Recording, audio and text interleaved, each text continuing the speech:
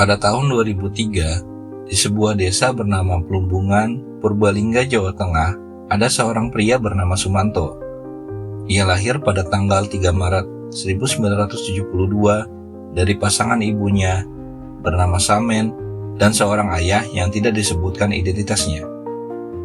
Sumanto adalah anak sulung dari 5 bersaudara, yaitu Mulyati, Karyono, Marti, dan Mulyanto. Meskipun dikenal pendiam, gelagatnya sehari-hari terlihat aneh dibandingkan saudara-saudaranya. Namun, keluarga Sumanto tidak pernah memperlakukannya secara berbeda. Keluarga Sumanto awalnya hidup berkecukupan, karena orang tuanya banyak mendapatkan warisan dari kakek dan neneknya. Orang tua mereka mampu menyekolahkan anak-anaknya, termasuk Sumanto, di saat para tetangganya kesulitan membiayai pendidikan. Sumanto bersekolah di SD Negeri Pelumutan 1, Kemangkon, Purbalingga, dan dipanggil teman-temannya dengan sapaan Suman. Namun, ketika hendak masuk SMP unggulan pilihannya, nilai Sumanto tidak mencukupi, sehingga ia harus mengulang setahun untuk melanjutkan ke SMP yang jaraknya 3 km dari rumahnya tersebut. Saat itu, Sumanto berjalan kaki pulang pergi untuk bersekolah. Ketika masih bersekolah, kehidupan Sumanto berjalan baik. Setelah pulang sekolah, ia biasanya mengembala kambing dan bahkan belajar ilmu agama di sekitar rumahnya. Namun, situasi berubah ketika kehidupan ekonomi keluarganya tiba-tiba menjadi susah, memaksa Sumanto putus sekolah di kelas 3 SMP. Setelah itu, perilakunya mulai berubah dan ia sering terlibat tindakan kriminal kecil seperti pencurian. Meski begitu, ia tetap bekerja keras demi membantu keluarganya yang jatuh miskin. Pada suatu waktu, Sumanto memutuskan untuk merantau ke Lampung dengan alasan mencari pekerjaan. Sumanto pergi ke Lampung atas rekomendasi seseorang, meskipun tidak dijelaskan secara rinci siapa yang menyarankannya. Sesampainya di Lampung, ia bekerja di sebuah perusahaan tebu. Di tempat kerjanya itu, Sumanto bertemu dengan seorang wanita bernama Sutrimah. Mereka saling dekat, dan Sumanto berani menunjukkan keseriusannya dengan mengajak Sutrimah menikah. Sutrimah menerima ajakan tersebut, dan keduanya pun menikah.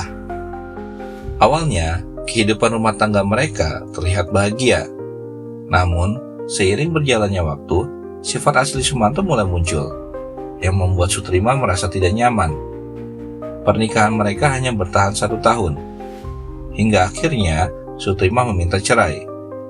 Sumanto yang bersikap santai dan tidak mau ambil pusing, langsung menyetujui perceraian tersebut tanpa menunjukkan kesedihan. Setelah bercerai, Sumanto menjalin hubungan dengan seorang janda bernama Tugiem, yang juga bekerja di perusahaan tebu tempatnya bekerja. Mereka berdua menjadi dekat, dan Sumanto kembali memberanikan diri untuk menikah. Dari pernikahan tersebut, mereka dikaruniai seorang anak bernama Titis Wahyu Wiyanti. Namun, setelah menikah dengan Tugiem, Sumanto mulai berubah. Ia sering pergi dari rumah selama beberapa hari, dan perubahan itu ternyata berkaitan dengan aktivitasnya mempelajari ilmu hitam. Pergaulan Sumanto dengan orang-orang yang mempelajari ilmu hitam mempengaruhi sikap dan perilakunya. Ia menjadi semakin emosional dan bahkan sering melakukan kekerasan terhadap Tugiem serta anaknya. Akhirnya, Tugiem meminta cerai, dan pernikahan Sumanto kembali kandas. Sama seperti sebelumnya, Sumanto tidak menunjukkan kesedihannya. Ia malah semakin mendalami ilmu hitam yang ia yakini untuk membuat dirinya kebal dan bahkan mampu menghidupkan orang yang sudah mati. Guru ilmu hitamnya bernama Taslim. Ia memberikan Sumanto beberapa syarat untuk memenuhi ambisinya. Taslim mengatakan bahwa untuk memperoleh kekuatan yang lebih besar, Sumanto harus memakan daging manusia. Awalnya, Taslim menyarankan agar Sumanto memakan 21 hingga 46 orang. Tetapi, Sumanto merasa itu terlalu banyak, sehingga dia berjanji hanya mampu 7 orang saja. Taslim meyakinkan Sumanto bahwa ritual tersebut akan membuat tubuhnya menjadi kebal terhadap senjata dan memberikannya ketenangan batin. Setelah berpikir sejenak, Sumanto akhirnya menyanggupi persyaratan tersebut dan bersedia melanjutkan ritual yang diberikan oleh Taslim. Setelah melalui beberapa ritual kecil, Sumanto akhirnya harus menjalani ritual terakhir, yaitu ritual memakan tubuh manusia yang sudah tidak bernyawa, yaitu ritual memakan jasad. Tidak diketahui dengan pasti kejadian ini, namun Sumanto telah menemukan target pertamanya, yaitu seorang rekan kerjanya sendiri yang juga seorang perantau seperti dirinya. Meskipun detail aksinya tidak dijelaskan, Sumanto berhasil mengeksekusi rekan kerjanya tersebut dan memakan seluruh bagian tubuhnya dalam keadaan mentah, hanya menyisakan tulang belulang yang kemudian ia kubur. Aksi pertamanya itu tidak diketahui oleh siapapun dan berjalan dengan sangat lancar tanpa hambatan. Pada masa itu, komunikasi tidak semudah sekarang, sehingga keluarga korban tidak dapat melacak keberadaan anggota keluarga mereka. Mereka hanya menganggap korban hilang begitu saja, tanpa mengetahui bahwa ia sebenarnya telah dieksekusi oleh Sumanto. Setelah aksi pertamanya, Sumanto tetap berkeliaran bebas mencari korban berikutnya. Korban kedua Sumanto adalah seorang perampok. Suatu hari, saat Sumanto pulang dari tempat kerja, seorang laki-laki mencoba merampoknya. Namun, perampok itu tidak menyadari siapa Sumanto sebenarnya. Dengan percaya diri dan membawa sebilah pisau yang selalu ia bawa, Sumanto melawan balik dan menyerang perampok tersebut. Ia menghabisi perampok di lokasi kejadian. Sumanto merasa sangat senang karena kali ini ia tidak perlu repot-repot mencari target berikutnya.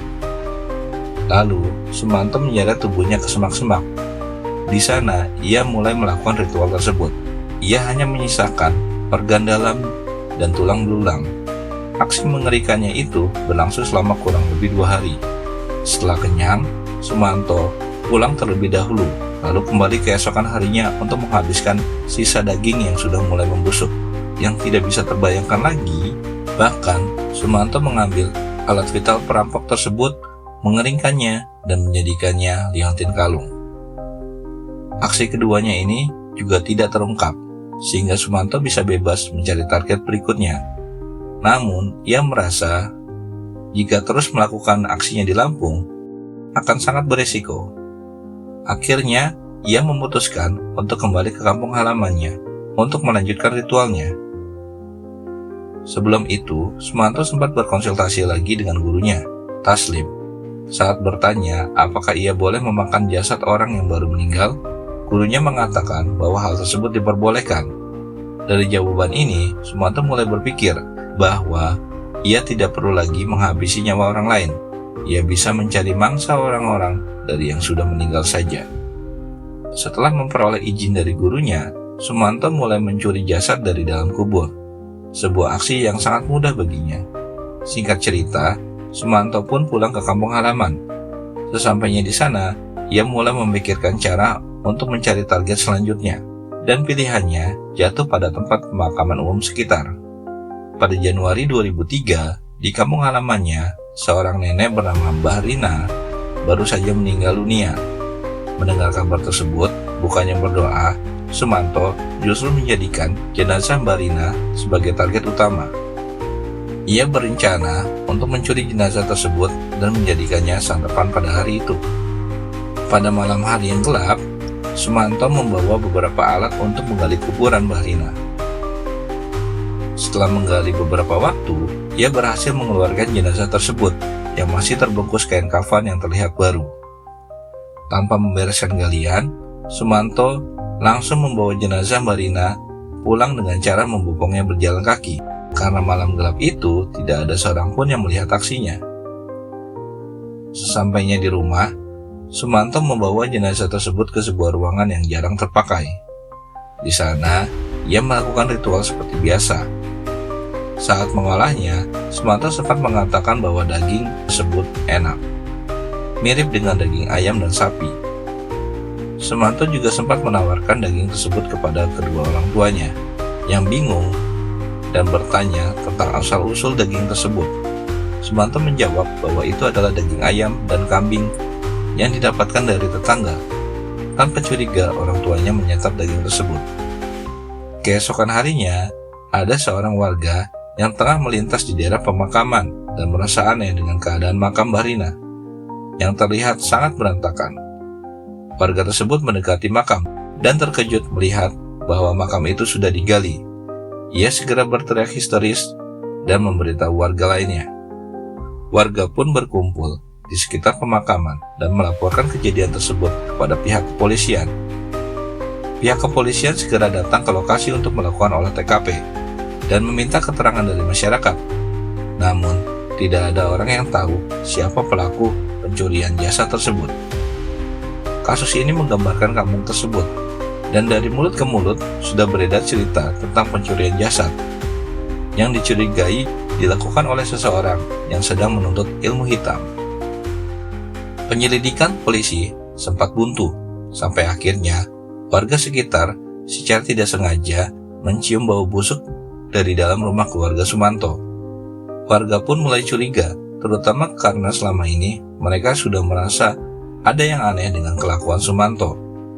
Warga melaporkan hal tersebut kepada polisi. Ketika polisi datang untuk memeriksa, mereka mendapati gelagat aneh dari Sumanto, yang membuat mereka memutuskan untuk menggeledah rumahnya. Di dalam rumah tersebut, polisi menemukan sisa tulang belulang manusia. Dengan tenang, Sumanto mengakui bahwa itu adalah tulang belulang milik Mbah Rina. Tidak hanya Mbah Rina, Sumanto mengungkapkan bahwa sebelumnya ia juga memakan 2 korban lainnya. Salah seorang korbannya diketahui adalah seorang yang pernah mencoba merampoknya.